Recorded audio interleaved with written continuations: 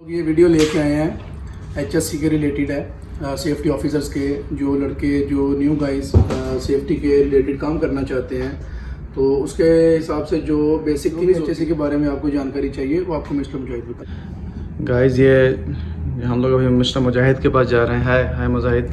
Hello hello. He is a safety engineer. Yes fine. Mister Mujahid, आपसे ये जानना चाहेंगे कि सेफ्टी ऑफिसर क्या होता है। ओके, सबसे पहला सेफ्टी ऑफिसर एक प्रोफेशन है, ठीक है, जो फील्ड में HSC फील्ड में सेफ्टी फील्ड में एक प्रोफेशन होता है जो बेसिक साइट पे फील्ड कॉम्प्लायंस कोऑर्डिनेटर भी कहते हैं, ठीक है। ओके। तो सेफ्टी ऑफिसर एक बेसिक और स्टैंडर्ड साइट पे जो रेगुलेट करता है, मॉनिटर करता है जो सेफ्टी रिक्वायरमेंट्स है साइट के और कंपनी के और क्लाइंट्स के, ठीक है, जो मॉनिटर करता है और जो अनसेफ एक्ट अनसेफ कंडीशंस को रोकता है, जो आदमियों को सेफली काम करने में मोटिवेट करता है, ठीक है, वो सेफ्टी ऑफिसर का मेन बेसिक रिक्वायरमेंट। मिस्टर मुजाहिद, मुझे ये बताइए कि जो न्यू कमर्स जो हैं, जो मतलब सेफ्टी ऑफिसर बनना चाहते हैं, तो उनके लिए क्या क्या कोर्स मैंडेटरी है और उससे पहले कौन सा कोर्स करना ज़रूरी है, एलिजिबिलिटी क्या है? सबसे पहला सेफ्टी ऑफिसर्स का अगर आपको करना है, कोई भी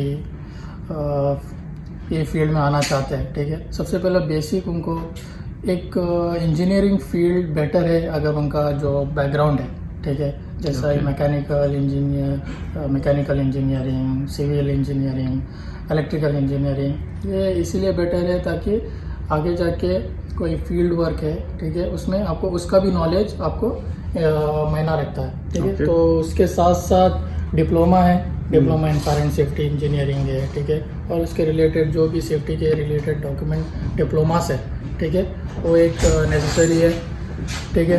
उसके साथ साथ सर्टिफिकेशन कोर्स है, जैसे नेबॉश है, IGC है, ठीक है, ये बेसिक रिक्वायरमेंट्स है, ठीक है।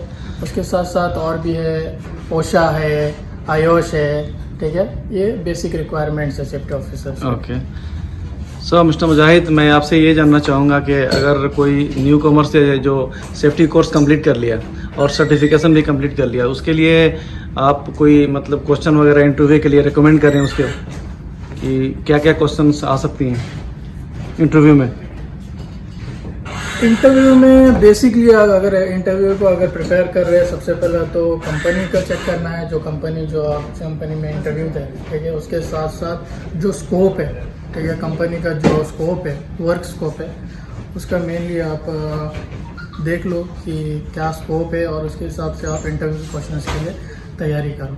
और तो जनरल क्वेश्चंस तो ऑब्वियसली होते हैं जैसा जो नॉर्मल इंटरव्यू में होते हैं, ठीक है। सो उसके साथ साथ जो नॉलेज फील्ड के क्वेश्चंस होते हैं, ठीक है, जो HSC और सेफ्टी ऑफिसर्स के जो फील्ड के रिलेटेड क्वेश्चंस होते हैं, वो क्वेश्चंस आते हैं जैसे नॉर्मल, जैसा व्हाट इज़ सेफ्टी हो गया, what is hazard, what is risk, ठीक है, वर्क एट हाइट का रिक्वायरमेंट्स, कन्फाइंड स्पेस का रिक्वायरमेंट्स, अगर एक्सकवेशन स्कोप है तो एक्सकवेशन का रिक्वायरमेंट्स, और उसके जो साथ साथ आप अगर आरामको में खास कर काम कर रहे हैं तो उसके स्टैंडर्ड्स, आरामको के स्टैंडर्ड्स होते हैं, ठीक है, तो उस हिसाब से क्वेश्चंस आते हैं, ठीक है। और अगर साबिक में काम कर रहे हैं, खासकर सऊदी अरेबिया का बात करूँ, ठीक है, साबिक है, सऊदी आरामको है, सऊदी इलेक्ट्रिसिटी कंपनी से, ठीक है, तो इनके अलग अलग स्टैंडर्ड्स होते हैं, तो इस हिसाब से स्टैंडर्ड्स का भी तो इंटरव्यू में क्वेश्चंस आते हैं, तो उसके लिए भी तैयार करना है। ओके मिस्टर मुजाहिद, मुझे एक क्वेश्चन बताइए, PP, व्हाट इज PP? हमारे दर्शकों को बताइए कि PP क्या होता है। PP is a short form for personal protective equipment. Okay, this it's a basic requirement at every site. Okay, इस PP ये है कि आपको हिफाजत करता है अपने कोई भी काम करने से पहले, जो भी नुकसान होना होता है, ठीक है, जिस चीज़ से जो एक्टिविटीज़ से नुकसान पहुंचता है, उस नुकसान को रोकने के लिए PP का रिक्वायरमेंट फुलफिल करता है, ठीक है। में बेसिकली PPs होते हैं जो जनरल्स होते हैं, जनरल PP है, ठीक है, वो हेलमेट हो गया, ग्लास हो गया, शूज़ हो गया, ठीक है, और ग्लव्स हो गया, ठीक है, और उसके साथ साथ टास्क बेस्ड PPs भी होते हैं, जैसा अभी आप ले लो फॉर एग्जांपल ग्राइंडिंग कर रहे हो, ठीक है, ग्राइंडिंग के लिए बेसिक रिक्वायरमेंट होते हैं सेफ्टी ग्लास के साथ साथ फेस शील्ड का रिक्वायरमेंट है, ठीक है। Okay. अगर वेल्डिंग कर रहे हैं, ठीक है, वेल्डिंग भी एक टास्क बेस्ड है, ठीक है, तो उसके हिसाब से भी आपको वेल्डिंग हुड पहनना है, ठीक है।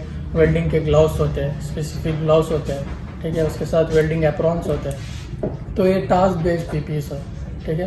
ये पीपीई का रिक्वायरमेंट बेसिक रिक्वायरमेंट है जो आदमी लोग काम करने के दौरान पहनना चाहिए।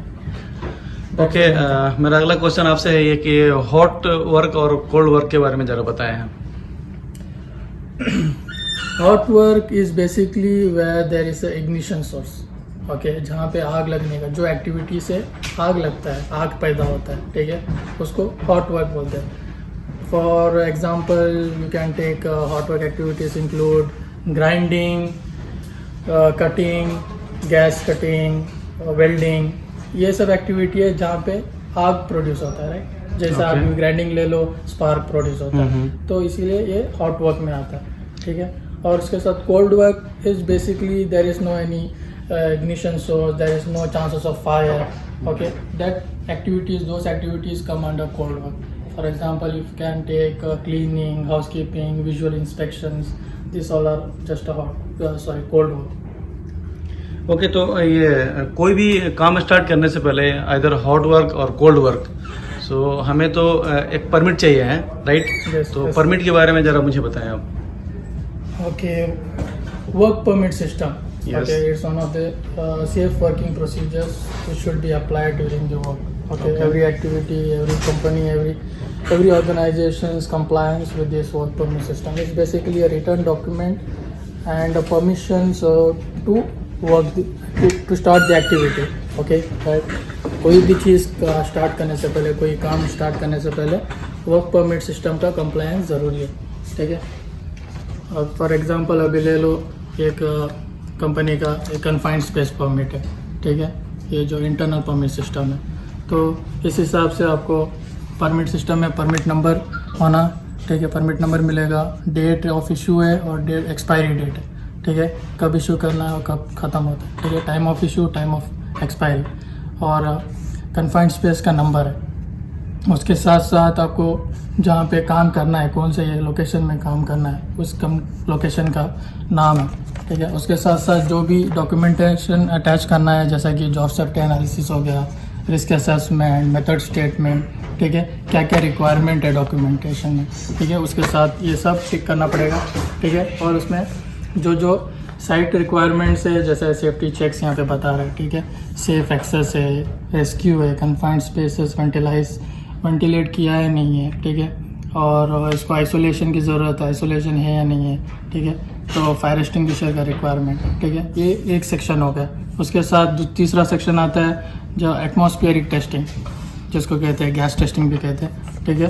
गैस टेस्टिंग गैस मॉनिटर के साथ जो करते हैं, ठीक है, उसके साथ बेसिकली हम लोग क्या करते हैं कि ऑक्सीजन और कार्बन मोनोऑक्साइड, हाइड्रोजन सल्फाइड, ठीक है, और LEL, ये 4 चीज़ें जो मॉनिटर करते हैं, ठीक है। उसके साथ साथ कंपनी के हिसाब से भी जहाँ पे जो एक्टिविटी है, जहाँ पे जो गैसेस मिलते हैं, ठीक है, प्रोड्यूस होते हैं, तो उसके हिसाब से उसका भी मॉनिटरिंग होता है, ठीक है।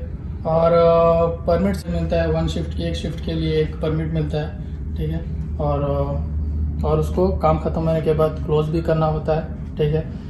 क्लोज़ करने से पहला सबसे पहला एरिया चेक करना है, परमिट रिसीवर और परमिट इशूअर बहुत दोनों मिलके, ताकि एरिया सेफ क्लियर है या नहीं है, ठीक है। जो स्टार्ट किया था काम करने के बाद वो एरिया एकदम सेफली रिटर्न हुआ है नहीं है, तो इसलिए परमिट सिस्टम बहुत ज़रूरी है।